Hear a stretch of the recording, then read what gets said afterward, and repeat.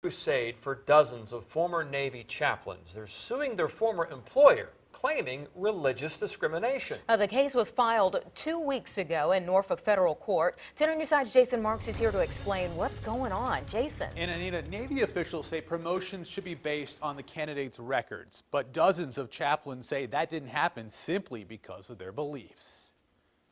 And I've got this field here that I could put some goats in. After protecting this country for more than 40 years, I've got my two chicken houses. this is now Alan Lancaster's daily mission. I come out every day and I check my eggs. Lancaster enlisted in September 1956. From my earliest years, I wanted to be in the Navy. He loved every minute of it. There I am at Camp Pendleton, California. Lancaster isn't bashful of his love for God, and in 1980 he combined those two loves, It was like a dream come true. becoming a Navy chaplain. It was very rewarding. But there's one part of his career he wishes he could forget. Did the system fail you?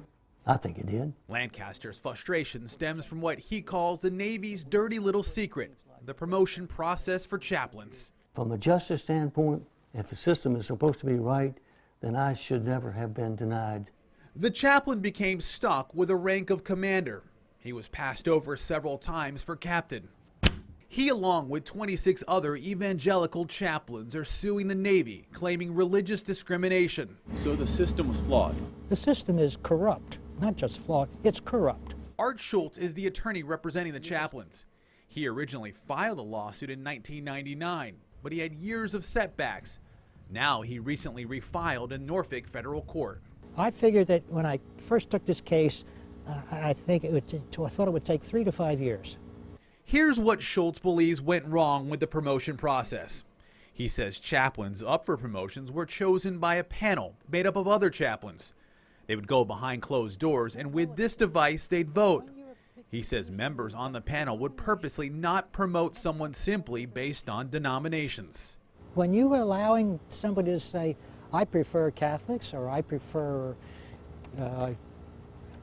Baptists, I prefer so-and-so, that's forbidden. Navy promotions are generally based on yearly evaluation forms called fitness reports. The highest scoring candidate should be promoted. Lieutenant Commander Lancaster is the best chaplain I've served with in my career. He has earned my most enthusiastic recommendation, early promotion to commander. Lancaster's fitness reports were flawless, but at least 5 times one report went missing from his file, ruining his chances. He believes someone who didn't want to see a Christian promoted might have sabotaged him. It's hard for me to explain it otherwise because of the efforts I made to get that fitness report in there. The Navy, along with the Department of Justice, who's representing the Navy in the lawsuit, both declined to comment. The record is supposed to determine whether or not how you stack up with others. Now, the 27 former chaplains and their attorney are hoping the long-time secretive process becomes much less of a secret. I want the system to be able to have the best chaplains they can have, because these are complicated times and people need a spiritual strength that chaplains are supposed to offer. Now, as we mentioned, the case was originally filed 20 years ago in a different court. We asked Art Schultz why he feels this time will be different.